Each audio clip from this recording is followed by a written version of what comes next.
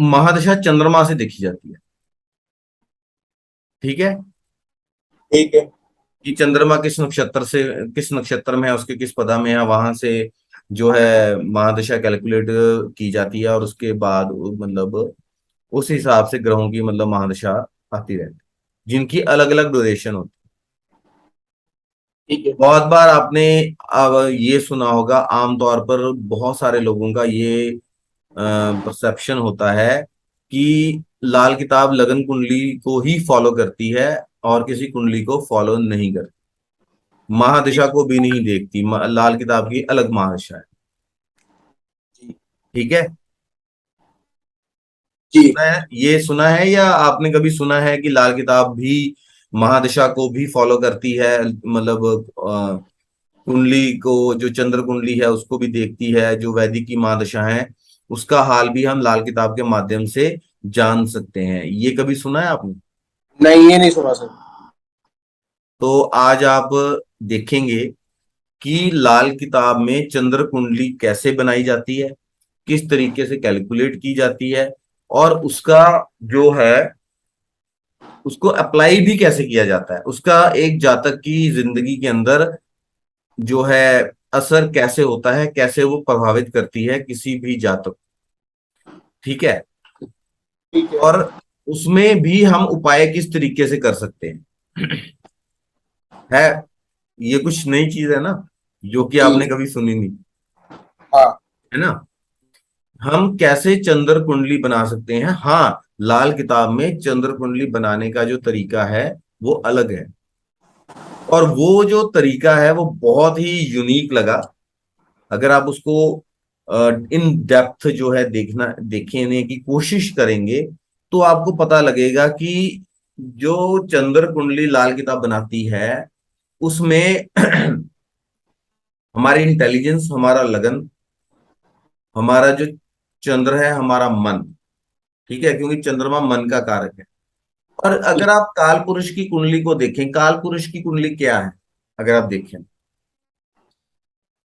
कहीं विष्णु ना कहीं तो नारायण। ये नहीं लगता कि जो काल पुरुष की कुंडली है वो एक आत्मा को इंडिकेट करती है, जी। क्योंकि सूर्य मेष राशि में जाके उच्च का हो जाता है, और सूर्य जो है आत्मा का कारक जी। है ना। हम्म। हेलो। हाँ सर, हाँ सर, सुन रहा हूँ। ठीक है।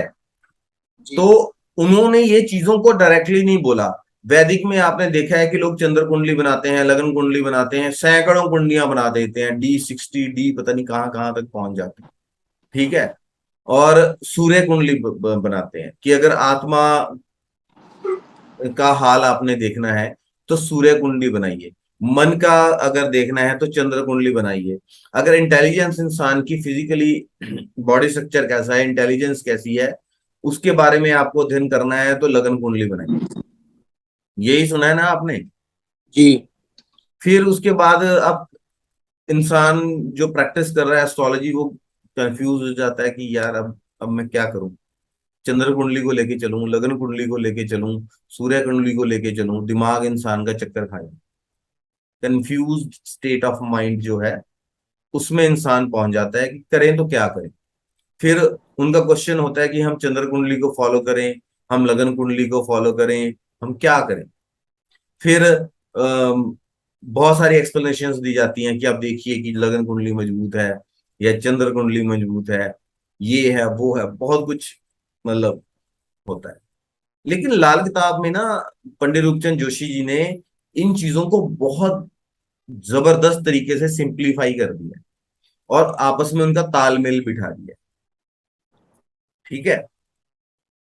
ठीक है। आपकी आत्मा, आप एक सही डायरेक्शन में कैसे, देखिए, आपको हमेशा सेटिस्फैक्शन वो काम करने से मिलेगी जहां आप आत्मीय तौर से जुड़े हुए हैं।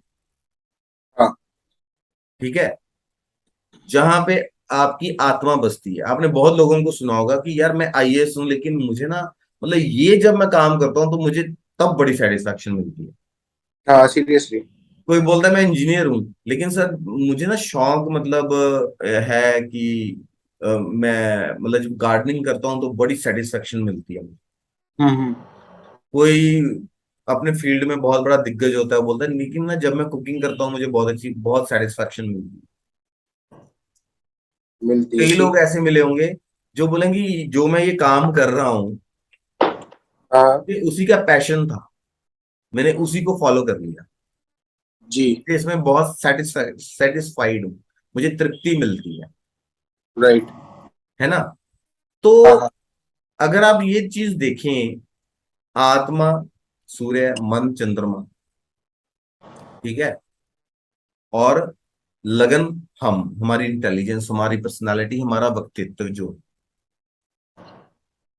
अब ऐसी कोई टेक्निक वैदिक में नहीं है, आप लाल किताब को भी वैदिक ही ले सकते हैं, लेकिन अभी आजकल ट्रेंड चल रहा है कि अलग अलग फील्ड्स को जो है, पद्धतियां हैं, उनको अलग अलग अध्ययन करने का ट्रेंड है।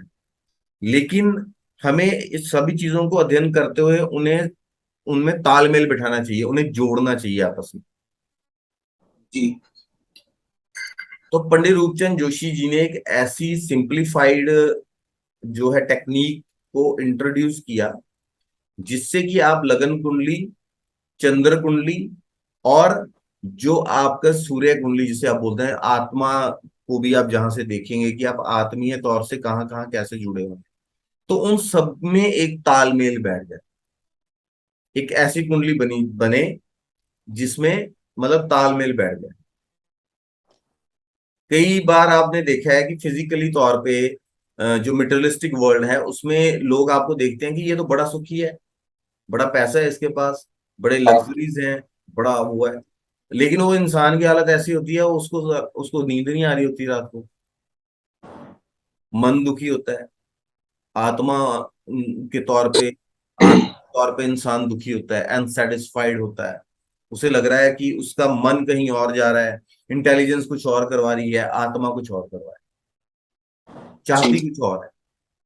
जिस इंसान की सभी चीजों में तालमेल बैठ जाता है, ठीक है, उसका वो जो है वो एक डायरेक्शन में जाने लगता है, उसकी एक सिंगल मतलब फ्लो के साथ चल जाता है, उसकी एनर्जी जो है वो डाइवर्सिफाई नहीं होती है, वो एक ही जगह कॉन्सेंट्रेट होके एक ही डायरेक्शन में चलती है ना। जी। तो जब हम लाल किताब का अध्ययन करते हैं तो हम ये चीज बोलते हैं कि सिर्फ लगन कुंडली को ही महत्वता दी गई है, उसी को देखा गया है। तो ये क्या बहुत छोटा बयान, मतलब छोटी डिस्क्रिप्शन नहीं लगती, इनकम्प्लीट? ऐसा कैसे हो सकता है? इतना विद्वान इंसान जिन्होंने पांच पांच किताबें लिख दी, एक नई पद्धति बना दी एस्ट्रोलॉजी के अंदर, इंट्रोड्यूस कर दी, और उन्होंने इस चीज को नोटिस नहीं किया, कैटर नहीं किया उस चीज को, मतलब कवर अप नहीं किया, अध्ययन नहीं किया, कैसे हो सकता है? जरूर किया होगा सर। कैसे हो सकता है? नहीं हो सकता ना, जरूर जी। किया होगा। हाँ ये चीज है कि बहुत सारी चीजें आपको लाल किताब में ना एकदम डायरेक्ट वे में नहीं बोली गई, वो इनडायरेक्ट वे में बोली गई। अभी लाल किताब में उन्होंने क्लियर कट बोला है कि वैदिक जो जो प्लेनेट का प्रोग्रेशन होता है, यू नो कि प्लेनेटरी प्रोग्रेशन क्या होता है? नहीं। प्रोग्रेशन मैं आपको एक मोटा मोटी समझाता हूँ। मान लीजिए किसी ग्रह की महादशा स्टार्ट हुई है, ठीक है। अब वो तो किसी एक घर में बैठा है, जी। ठीक है, तो वो बाकी चार्ट में कैसे इफेक्ट करेगा? तो उसको एक हाइपोथेटिकल प्रोग्रेशन करवाया जाता है। मान लीजिए शुक्र की दिशा जो है 20 साल की है, तो ठीक। शुक्र की महादशा जब स्टार्ट होगी, वैदिक के हिसाब से मैं बात कर रहा हूँ, तो उसको हाइपोथेटिकली प्रोग्रेस करवाया जाएगा, मतलब नाइन्थ में बैठा है, उसको ना फिर 20 साल में 12 खानों को डिवाइड कर दो, जो भी ड्यूरेशन आएगी उस ड्यूरेशन के लिए जो शुक्र है वो उतना प्रोग्रेशन करेगा हाइपोथेटिकली, इमेजिनरी तौर पे, जी। उसका इफेक्ट वहां पे होगा, ठीक है, ठीक है। उस हिसाब से वो रिजल्ट्स देगा। तो वो ऐसे पूरा जो साइकिल है जॉडियक का, आपकी जन्म कुंडली का, उसको कंप्लीट करेगा 20 साल के अंदर। एक्चुअल में तो शुक्र वही है आपकी जन्म कुंडली में जहां है, लेकिन जब उसकी महादशा स्टार्ट हो जाएगी वो एक्टिवेट हो जाएगा, तो वो हाइपोथेटिकली प्रोग्रेस करेगा। 20 साल, वो ड्यूरेशन क्या होगी, 20 साल। और हर खाने में, हर भाव के अंदर वो कितनी देर तक जो है स्टे करेगा, या एक दिन में वो कितने डिग्रीज कंप्लीट करेगा, वो सब चीजें जो हैं वो हम 20 ईयर्स को 12 पे डिवाइड करके निकालें। 360 पे डिवाइड कर देंगे तो you will come to know कि 1 डिग्री को शुक्र जो है कितने दिन में कवर करता है। फिर क्लियर। हम देखेंगे, अब हम बात करेंगे चंद्र कुंडली के बारे में।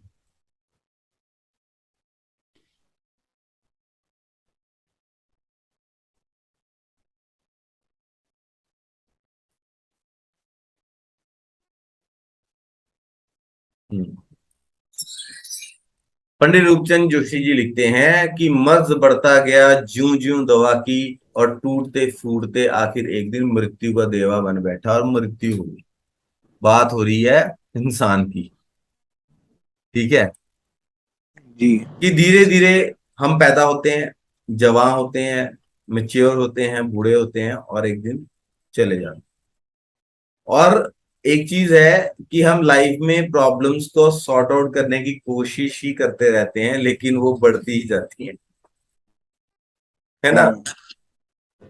हम बच्चे होते हैं, हमारी जरूरत होती है कितना, क्या होती है, सिर्फ खाना। बच्चे को क्या चाहिए होता है, वो कब रोता है, जब खाना चाहिए होता है, मिलता है ना। जी। फिर उसमें कपड़ा ऐड हो जाता है, थोड़ा और बड़ा होता है। हाँ। फिर थोड़ा और बड़ा होता है तो घर ऐड हो जाता है, फिर उसे बीवी भी चाहिए, माँ बाप का प्यार भी चाहिए, पढ़ाई भी चाहिए, पढ़ाई कर ली, नौकरी चाहिए, नौकरी कर ली, पैसा चाहिए, तनख्वाह चाहिए, लग्जरीज चाहिए, बहुत कुछ चाहिए। फिर तो डिजायर्स की कोई लिमिट नहीं रहती, हम्म। है ना। और जैसे जैसे डिजायर्स बढ़ती जाती हैं, प्रॉब्लम्स बढ़ती जाती हैं। क्यों, सही ना। हाँ सर, हाँ सर। अभी देखो, राहु छठे घर में जाके उच्च का हो जाता है। राहु क्या शो करता है, डिजायर्स। हाँ। और छठा घर क्या, रोग ऋण रिपू। हाँ। अब आज के युग में देखो, डिजायर्स और रोग ऋण रिपू पैरेलली चल रहे हैं। हम्म। डिजायर्स बढ़ती जाती हैं, रोग बढ़ते जाते हैं, ऋण बढ़ता जाता है, दुश्मन भी बढ़ते जाते हैं, है ना। जी। कॉलेज में हो, मतलब आपकी अट्रैक्शन किसी फीमेल की तरफ हो गई, उसके अब कई लड़कों की अट्रैक्शन उसकी तरफ है, तो फिर वहां कंपटीशन हो जाता है, दुश्मनी बढ़ जाती है ना। हाँ। वो हाँ। रोग भी दे देती है, कभी झगड़ा हो जाता है तो किसी के चोट चपेट भी लग जाती है। हम्म। फिर जॉब में चले जाते हो, प्रमोशन एक है, प्रमोशन चाहिए कई लोगों को, हम्म। तब भी दुश्मनी बढ़ जाती है जी। ना। घर कम है, घर खरीदना है तो पैसे कम है, तो लोन लेना है, लोन लेना है तो लोन भी बढ़ जाता है घर खरीदने के लिए, है ना। हम्म। फिर इन सब चक्करों में चिंताएं बढ़ जाती हैं, चिंताएं बढ़ जाती हैं, हमारी फिजिकल एक्टिविटीज कम हो जाती हैं, शरीर पे ध्यान कम हो जाता है, हमारा खाने का डिजायर बढ़ जाता है। तो ये सब चीजें हैं, हमें कहाँ ले जाती हैं, रोग की तरफ, जी। है ना। फिर जब हमें रोग हो जाता है, तो शत्रु हो गए हैं, ऋण हो गया है, रोग हो गया है, तो फिर मृत्यु हो जाती हम्म। है। ऐसे ही नहीं एस्ट्रोलॉजी में बोल दिया कि मतलब ये जो राहु केतु और शनि महाराज हैं, ये ऐसे करते हैं, वो ऐसा करते हैं। ये फिलोसफिकल वे में भी कनेक्ट हो जाती हैं चीजें, है राइट। ना। सभी समस्याओं की जड़ क्या है, डिजायर्स ही है ना। हाँ। अगर डिजायर्स सीमित होंगे तो तुम्हें ज्यादा हाथ पांव नहीं मारने पड़ेंगे। ज्यादा हाथ हम्म। पांव नहीं मारोगे तो मतलब एक्सरसाइज या स्पिरिचुअली मेडिटेशन, योग कुछ भी करके आप अपनी बॉडी का भी ख्याल रख सकते हो। बॉडी का ख्याल रखोगे, स्वस्थ रहोगे, मेंटली तौर पे स्वस्थ रहोगे, रोग कम होंगे, ऋण भी कम होगा, ऋण होगा ही नहीं या तो ये, और ज्यादा डिजायर्स नहीं होंगे तो शत्रु भी कम होंगे। हम्म। शत्रुता का जन्म कहीं ना कहीं डिजायर से ही होता है ना, जब कंपटीशन हो जाता है हाँ तभी हाँ शत्रुता हाँ होती है ना, कि नहीं? हाँ। थोड़ा सा फिलोसफिकल हो गया। हम्म तो ये जो एक लाइन है, इसका भी एक अपना मतलब है। हम्म ठीक है। फिर उन्होंने आगे बात की दृष्टियों की। अब आपको ये यहां पे एक चीज क्लियर हो जाएगी, जो पहले हमने दृष्टियां की हैं वो घर की दृष्टियां हैं, हम्म भाव की। ये हम जो दृष्टियां करेंगे, ये दृष्टियां किसकी हैं? जो प्लेनेट की दृष्टि। अब बहुत से लोग बोलेंगे कि लाल किताब की तो ये दृष्टियां अलग है। भाई पंडित रूपचंद जोशी जी तो बोल रहे हैं, अब कई लोग ऐसे हैं जो अपने आप को ज्यादा विद्वान समझने लग जाते हैं, हम्म कि जो सामने प्रत्यक्ष लिखा हुआ है उसको भी वो या तो समझते नहीं है, या उनको समझ आ नहीं रहा हो। हम्म क्लियरली लिखा है कि मंगल देखता आठ चौथे को, सातवीं दृष्टि तो अंडरस्टूड है। तो ये ना मतलब शॉर्ट, मतलब वो चीजें हैं जो हमने फर्स्ट उसमें पढ़ा था कि संगीन और शदीद किस्म की चीजों का ही बयान किया गया है, और जो नॉर्मल चीजें हैं उन्हें छोड़ दिया गया है ना भाई। हम्म मतलब इंपॉर्टेंट इंपॉर्टेंट चीजों को मेंशन किया गया है जिनको, लेकिन इसका मतलब ये नहीं कि जो चीजों को छोड़ दिया गया है हम्म वो भी जो है वो उनकी कोई इंपॉर्टेंस ही नहीं है, ऐसा नहीं है। मतलब पंडित जी ये सोच के चल रहे हैं कि जो इस किताब को पढ़ेगा, लाल किताब को, तो ऑलरेडी कुछ बेसिक नॉलेज जो है उसको एस्ट्रोलॉजी की, ज्योतिष की है, होगी। जी। होगी। ठीक है। तो क्लियरली उन्होंने बोला कि गुरु की दृष्टि बताई है 5 9 7, शनि की 3 10 7। ठीक है। ऐसे ही बुध की अकेली 7 में है, सूर्य की 7 में है, चंद्रमा की 7 में है। राहु की दृष्टियां जो हैं वो शनि के हिसाब से ली गई हैं, कोई मानता है कि इनकी दृष्टि नहीं होती है। जी। ठीक है। तो एक कहा भी गया है कि शनि क्या, कुजवत केतु शनिवत राहु, हाँ है ना? हाँ। कि केतु के फल जो हैं मंगल के वो समान है। मंगल के जैसे होते हैं, और राहु के जो फल हैं वो शनि के जैसे। ठीक है। जी। और फिर ये भी कहा गया है, यहाँ पे देखो चीजें हम थोड़ी थोड़ी रिवाइज भी कर रहे हैं, और मैं कोशिश कर रहा हूं कि चीजों को आप थोड़ा गहराई से समझें। हम्म ठीक है। हमें कोई जल्दी नहीं है, कोई भी सब्जेक्ट सिखाने के लिए कभी जल्दबाजी नहीं की जा सकती। जब तक परफेक्ट मूड ना हो सीखने वाले का, सिखाने वाले का, तब तक बात बनती नहीं है। जी। ठीक है ना?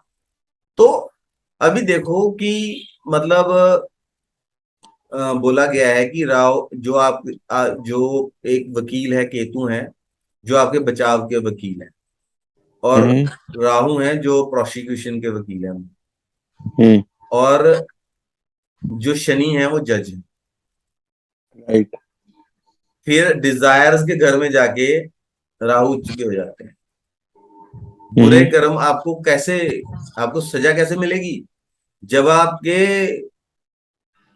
शत्रु होंगे, आप पे ऋण हो जाएगा किसी का, या आपके वो रोग हो जाएंगे, तभी फिर आप सजा पाओगे ना। जी।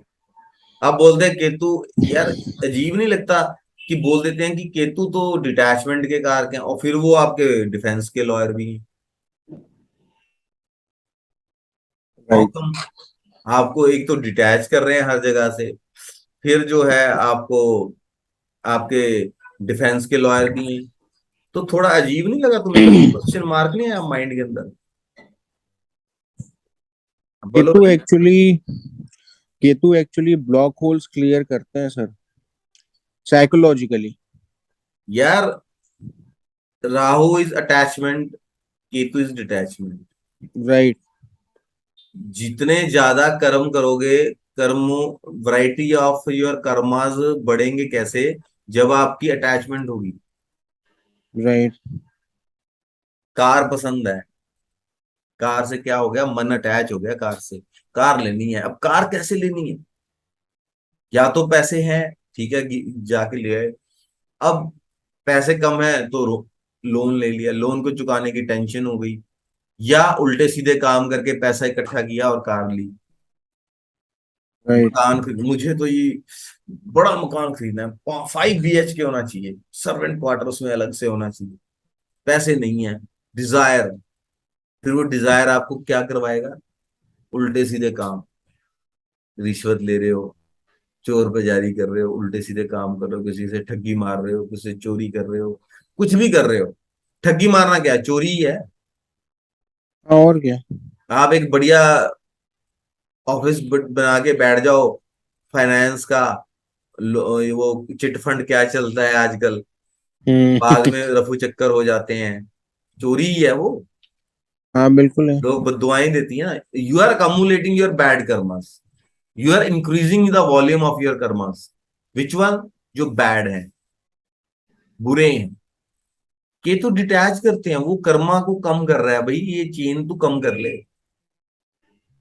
चेन रिएक्शन है ना। एक राइट। ठगी मार ली, कोई दुश्मन बनेगा, कोई दुश्मन बन गया, वो आपको तंग करेगा, आप उसको सप्रेस करोगे सही गलत तरीके से। केतु डिटैच कर रहे हैं, बोले तू कर मत, तू कार से अटैच मत हो, तू 5 BHK से अटैच मत हो, तू कोठी से अटैच मत हो, क्योंकि ये तेरे बुरे कर्मों को बढ़ाएंगी। डिजायर्स उनसे, डिजायर्स से वो अटैच, आपको डिटैच कर रहे हैं। ठीक है ना? हम्म। तो अभी देखिए, जो काल पुरुष की कुंडली है ना, वो इसलिए काल पुरुष की कुंडली बोल दी जाती है क्योंकि हमारा समाज मेल डोमिनेटेड है। वो एक अर्धनारेश्वर कॉन्सेप्ट के ऊपर कुंडली है। राइट। ठीक है। मार्स, ये दो ही प्लेनेट है जिनके पास पहला और आठवां, अपने से आठवां घर की स्वामित्व है। कौन से हैं वो? मार्स, मार्स पर पहला और अष्टम, और हम्म। वीनस सेवंथ और सेकंड। जी। हुआ कि नहीं अर्धनारेश्वर सिस्टम? हाँ, हुआ।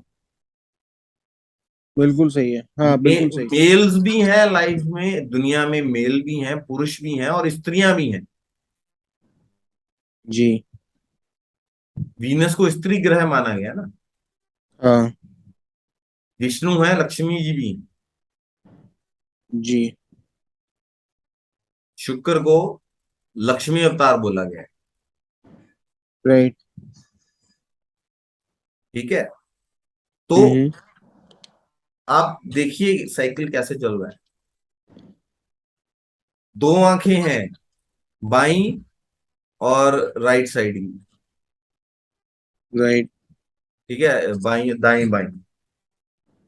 राइट साइड की आंख जो है सूर्य के अंडर में आती है, उसका कारक सूर्य है। और सेकंड जो आई है बाई तरफ, उसका कारक चंद्रमा है। अर्धनारीश्वर क्या है? शिव और पार्वती जी। राइट। ठीक है ना? तो स्त्री पुरुष के हमारे जो संस्कार हैं, हमारा जो कल्चर है, सभ्याचार है जो हमारा, उसमें स्त्री पुरुष के वाम वाम भाग में बैठती हैं, लेफ्ट साइड में बैठती हैं। हाँ, राइट है। चंद्रमा को लेफ्ट ही दे दी, क्यों दे दी? लेफ्ट राइट क्यों नहीं दी? है ना? क्योंकि वो स्त्री कारक है। हाँ, तो मतलब स्त्री वाम भाग में है ना हमारे, हाँ। लेफ्ट हैंड में बैठती है ना। हाँ। तो ये चीजें सब इंटर रिलेटेड हैं। ठीक है। दृष्टियां देखो, ठीक आज है। यहाँ लाल किताब में तुम मेरा कर्सर देखो, यहाँ दे रखी है, क्लियर कट दे दी पंडित जी ने। ठीक है। जी। फिर वो आगे महादशा को डिस्क्राइब करते हैं कि किसी ग्रह की ही लगातार मंदी हालत का जो जमाना है वो महादशा का अरसा होगा। उम्र के 35 साल चक्कर में सिर्फ एक ही ग्रह की महादशा हो सकती है। ये आपको क्लियर है कि हाँ बिल्कुल। जो 35 साल चक्कर है उसमें एक टाइम पे एक ही ग्रह की महादशा चलती है। हम्म। ठीक है। तो उन्होंने फिर फर्दर इसको डिस्क्राइब किया कि ग्रहण, ग्रहण मतलब हो गया कि बुरे जो हालात का जो जमाना है इंसान की तमाम उम्र में, ऐसा जमाना ज्यादा से ज्यादा 39 साल हो सकता है। अब ये उम्र के 39 साल नहीं है, हम्म। मैक्सिमम 39 ईयर्स का हो सकता है। फिर उन्होंने बोला कि एक महादिशा के बाद जब दूसरी महादशा शुरू होती है तो एक के खत्म होने का और दूसरी महादशा के शुरू होने का जो समय है वो, उसमें मंदा असर नहीं होता है। It is a breather. ठीक है। ठीक है। अब थर्ड पॉइंट अगर हम देखें, मैंने आपको बोला कि पंडित जी ने प्रोग्रेस, वैदिक प्रोग्रेशन की बात की है। ठीक है। ठीक है। वो यहां की है, देखिए, जहां देवता कहीं भी बैठे हो, वो उस बैठा होने वाले घर को नंबर एक यानी पहला घर मानकर या गिनकर चौथा या आठवां आदि महादशा के समय यहाँ की म्याद निम्नलिखित लिस्ट के हिसाब से होगी। समझ गए? जी। उन्होंने सीधा बोला है कि जहां देवता, जो ग्रह जिस भाव में बैठा है उस भाव को नंबर एक माने, फिर वहां से एक दो तीन चार पांच छह सात आठ गिने। ठीक है। ठीक है। अभी मैंने आपको वैदिक प्रोग्रेशन और जो 35 साल चक्कर का प्रोग्रेशन है उसकी हमने डिस्कशन की थी कि हाउ प्लेनेट जो है hypothetically progress in your chart, progression कैसे करता है। ठीक है। तो जी। ये क्या आपको नहीं लग रहा कि ये वही चीज बोली जा रही है? हाँ ये बोली तो वही जा रही है कहीं ना यू कहीं। Have a right to differentiate, मतलब you have a different opinion, you can say. It is not कि मैंने बोल दिया तो आपने हाँ मिला। क्लियरली वहां पे लिखा है कि जहां देवता बैठे हैं उस घर को नंबर एक माने, फिर वहां से उसको गिने। वो क्या बात कर रहे हैं? वो वैदिक प्रोग्रेशन की ही बात कर रहे हैं। राइट है। वैदिक और 35 साल चक्कर जो महादशा है हम जिसको कैलकुलेट करके निकालते हैं, उसके प्रोग्रेशन की ही बात कर रहे हैं वो। जी। आज का जो ये हमारी लेक्चर है उसमें आपको पता लगेगा कि कितना स्पेशलाइज्ड है लाल किताब का कॉन्सेप्ट, एडवांस। जिन कॉन्सेप्ट्स के लिए लोग बहुत मुश्किल से लोगों को मिलता है, वो कॉन्सेप्ट कैसे सिंपल तरीके से ऐसे करके पंडित जी ने लाल किताब में समझा दी। राइट। लोगों ने वैदिक प्रोग्रेशन के ऊपर किताबें लिख दी। नाड़ी में भी प्रोग्रेशन फॉलो होता है, लाल किताब में भी प्रोग्रेशन फॉलो होता है। अब तुम सोचोगे यार ये तो बड़ा मुश्किल है, पहले मैं लगन कुंडली बनाऊंगा, फिर मैं 35 साल चक्कर, फिर 36 साल चक्कर, फिर कौन कौन से ग्रह एक्टिव हैं, फिर पंडित जी भी बोल रहे हैं कि महादशा भी देख लो, है ना। अब महादशा भी देख ली, उसमें भी कोई ना कोई ग्रह एक्टिव ही होगा ना। जी। अब अब मैं वर्चुअल कैसे बनाऊं? सोचोगे ना आप? हाँ बिल्कुल सोचूंगा। कैसे प्रिडिक्ट करूं? कैसे देखूं कि क्या मतलब चीजें हो रही हैं इंसान के साथ, या कई बार आप कैसे उसकी रेमेडी दें? आप बोलोगे आप कि यहाँ भी कंफ्यूजन है। ठीक है।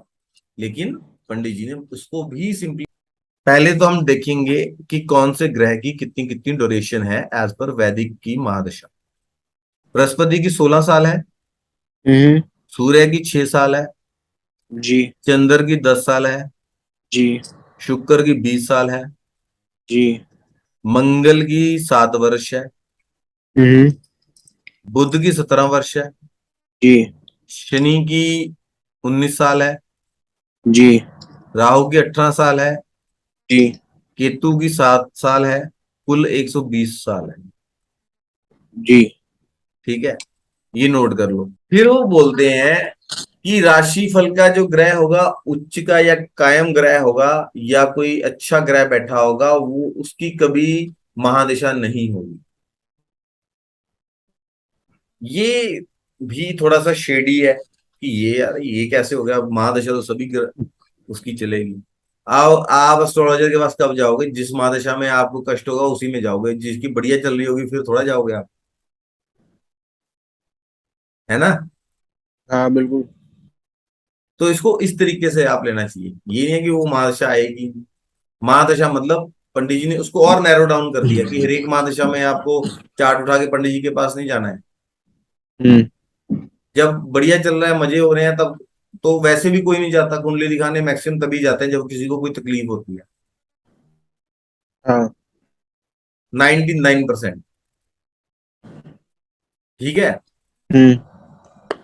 तो इसीलिए उनको भी महादशा तभी होगी जब, मतलब कि जो है किसी को भी दिक्कत होगी। फिर उन्होंने एक चीज बहुत इंपॉर्टेंट बोली है यहाँ पे, कि जब बंद मुट्ठी के खानों में 1, 7, 4 और 10 में कोई भी ग्रह बैठा हो, साथ ही मुट्ठी के बाहर के खानों में कोई जो उच्च ग्रह न हो, यानी खाना नंबर 9 में चंद्र, 3 में राहु, 6 में बुध, या खाना नंबर 9 में केतु, या खाना नंबर 12 में शुक्र, या खुद चंद्र अच्छे हो, तो महादशा हरगिज ना हो। मतलब चंद्रमा अगर आपकी लाइफ के अंदर, आपकी जन्म कुंडली के अंदर बहुत स्ट्रांग है, हम्म। तो आपको महादशा का सामना नहीं करना पड़ेगा, मतलब खराब रिजल्ट्स कोई ग्रह नहीं देगा। अब आपको आज समझ आ रहा है कि चंद्रमा की इंपॉर्टेंस क्यों है इतनी। हाँ बिल्कुल। दूसरी बात ये है, अभी एक आंख जो है शिव जी की, एक आंख जो है वो शिव जी की है, ठीक है, हम्म। सूर्य की है। दूसरी आंख जो है चंद्रमा की है। जी। जो सूर्य हैं वो आपके जो रजोगुणी डिजायर्स हैं उनको कंट्रोल करते हैं, कंट्रोल कर लेते हैं, करते हैं ना। ये लेक्चर मैंने आपको बोला था ना, बहुत इंपॉर्टेंट होने वाला है। हाँ। फिर जो चंद्रमा है वो आपके तमोगुणी जो चीजें हैं, तमोगुणी डिजायर्स हैं, उनको कंट्रोल करता है। तमोगुणी मतलब तामसिक। तामसिक, हमारे तामसिक की डिजायर्स हैं आजकल, तो मैक्सिमम तामसिक ही है ना। हाँ। ठीक है। इसीलिए अगर राहु का, केतु का और इनका उपाय किया जाता है पाप ग्रहों का, तो चंद्रमा की बड़ी इंपॉर्टेंस है। राइट आप राइट लाल राइट। किताब में देखोगे ना, जी। चांदी का, ये चांदी की गोली रख लो। तो चांदी की गोली क्या है भाई? ठीक है। हम्म। आपको पता लग रहा है कि आपको क्या कर रहे हो, उस उपाय से आप क्या कर रहे हो। चंद्रमा कंट्रोल योर तामसिक डिजायर्स, सो चंद्रमा से ही पाप ग्रहों का उपाय किया जाता है लाल किताब के अंदर। मतलब कोई भी रेमेडी होगी तो आप देखना, उसमें। अभी आप रेमेडीज पढ़ोगे, आपने रेमेडीज पढ़ी हैं, चंद्रमा की कितनी इंपॉर्टेंस है। हाँ है, बहुत है। जब केतु की प्रॉब्लम आती है, तो उसके उपायों के साथ साथ जो है, साथ में एक चांदी की गोली रखवा देते हैं। आप चांदी की गोली रखो अपने पास, चांदी गले में डालो। राहु के तो खासकर, जब राहु के उपाय आएंगे उसमें बहुत जगह आएगा कि चांदी गले में डालो, चांदी का स्क्वायर टुकड़ा रख लो, चांदी की गोली रख लो, चावल जल प्रवाह कर दो। जी। दूध जल प्रवाह कर दो। कई जगह सूर्य की चीजें जल प्रवाह होंगी, और उपाय होगा केतु राहु का। ठीक है। राहु 11वें में आ जाए तो चने की दाल, गुड़, ये चीजें दान करवाई जाती हैं। ठीक है। तो चंद्रमा, your Chandra, your moon, your मन, वो आपके तामसिक डिजायर्स को कंट्रोल करता है। अब ये लॉजिक कैसे हुआ? जब कोई बिगड़ा हुआ बच्चा अपनी माँ के पास चला जाता है, माता बैठी हो, तो वो अपने तांत्रिक डिजायर उसके कंट्रोल में रहते हैं कि नहीं? हाँ बिल्कुल। ठीक है, गलत बोल रहा हूं? 100% सही बोल रहे हो आप। आपने शाम को दोस्तों के साथ पार्टी करने के लिए जाना है?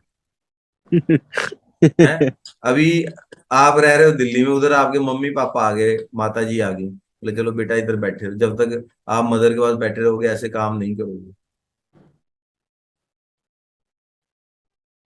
है कि नहीं?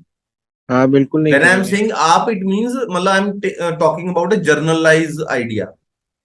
राइट। कोई भी, इट इज नॉट मतलब if you are listening, you are here in the class, it I am talking about you, और मैं एक जर्नलाइज आइडिया की बात कर रहा हूँ।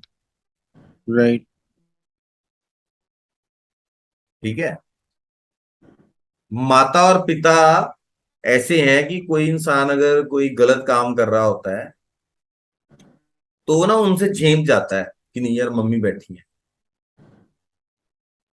पापा बैठे हैं।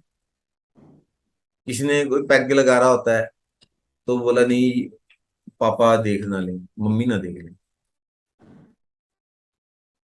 इंसान कितना भी उग्र हो, उसकी माँ पे हो, उसको बोलने भी जाओ बेटा अंदर जाओ प्लीज, अभी बैठ जाओ, शांत हो जाओ, या माता प्यार से पुचकार देती हैं तो इंसान शांत हो जाता है ना? हाँ। तो यही चीजें एस्ट्रोलॉजी में भी, उसको सिंबॉलिक चीजों को उस हिसाब से लिया गया है। आप किसी भी उसमें मतलब रिलीजन में देख लो, सिल्वर की कितनी इंपॉर्टेंस है कि नहीं? हाँ है, बिल्कुल है। कोई भी रिलीजन ले लो, इस बात को कोई नहीं नकार सकता। कोई भी रिलीजन नहीं मतलब इसको नकारता नहीं है, माँ की इंपॉर्टेंस हर रिलीजन में। हाँ है। माँ आपकी प्रेजेंट हो, आप कोई भी जो तामसिक नेचर के काम है वो करोगे नहीं उनके सामने, 99% नहीं करोगे। हाँ नहीं करोगे, सही है। नहीं करोगे ना? हम्म। तो और इसीलिए चाहे कितनी भी फ्रीडम हो आपके पास, नहीं कितनी भी करोगे। फ्रीडम हो, चाहे आप एक बहुत ओपन माइंडेड सोसाइटी में रहते हो, आपके पेरेंट्स बहुत ओपन माइंडेड हो, तो भी आप उनको वहां अवॉइड करोगे कि कहीं और, you will go somewhere else. Right. तो चंद्रमा अगर आपकी कुंडली में बहुत स्ट्रांग है या उसको आपने स्ट्रांग किया हुआ है, चंद्रमा के देवता कौन है लाल किताब में? भगवान शिव। कहीं आराम नहीं मिल रहा तो भगवान शिव की शरण में जाने से आराम मिलता है, ये हाँ वैदिक भी पता है। कहती है। वैदिक भी कहती है ना, हाँ बिल्कुल सही है। क्योंकि चंद्रमा को किसने, जब सब जगह चंद्रमा अनस्टेबल है, अनसेटिस्फाइड रहते श्रापित हैं, है। 27 रानी है, फिर भी उनके कितने कांड की स्टोरियां आपको पता सुनती हैं, सुनते हो आप। फिर वो भगवान शिव ने उनको जगा दी जब सब उनके पीछे पड़ गए। क्यों? हेलो? हाँ सर, हाँ सर। ठीक है ना? जी। तो ये एक चीज आपको क्लियर होगी कि कोई भी महादशा, या आप इसका यहाँ कहने का उनका मतलब ये है कि आपकी मतलब नेटिव चार्ट में अगर चंद्रमा अच्छा बैठा हुआ है तो आपको, आप सभी चीजों से सेफली सेल आउट हो जाओ। मतलब लास्टली आप कितने भी गुनागणित वाले मेथड ले लो, रिजल्ट वहीं भी रिजल्ट वहीं आ जाएगा, बात वहीं आ जाएगी। कुंडली राइट। में क्या है? सीधा शॉर्टकट था, चलो ये है, ये है, ये करो, ऐसी। लाल किताब में क्लियर कट बोला है कि आप जो उपाय कर रहे हो उसके साथ आपको अपनी हैबिट्स को भी इंप्रूव करना है। इफ योर चंद्रमा is not, moon is not in a well placed in your chart, and you are doing remedies but not respecting your mother, कोई फायदा नहीं, कोई फायदा नहीं है, कोई असर नहीं होगा। सबसे बड़ा जो सिग्निफिकेटर है वो तो आपके सामने, आप उसकी हेल्प वो नहीं कर रहे, रिस्पेक्ट नहीं कर रहे हो। कितना भी चावल बहाते रहो, दूध बहाते रहो, गरीबों को पिलाते रहो, कुछ नहीं होने वाला। ठीक है ना। जी। फिर पॉइंट नंबर 4 में अब पंडित जी बोलते हैं कि जो महादशा होगी, मतलब किसी ग्रह की अगर महादशा चल रही है, अब ये अप्लाई होता है 35 वाला चक्कर पे भी, और जो आपकी वैदिक की महादशा है उसके ऊपर भी। ठीक है। ठीक है। वो चेंजेस कैसे लेके आएंगे, प्रॉब्लम्स मतलब या अच्छी बुरी चेंजेस कैसे आएंगी, तब्दीली चेंज कैसे लेके आएगा अपनी लाइफ में, वो चेंज आएगी 7th या 8th ईयर में।